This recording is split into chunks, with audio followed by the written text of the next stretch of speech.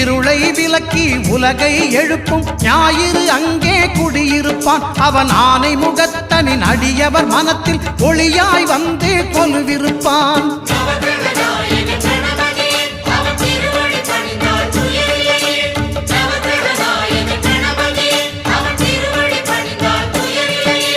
ஒன்பது கோளும் ஒன்றாய் காண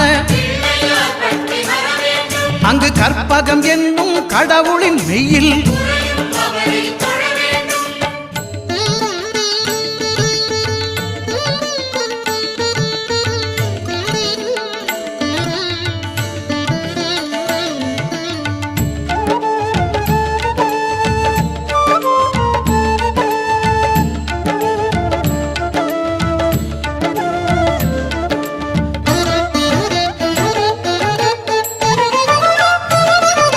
திங்கள் பகவான் திருமுகம் காண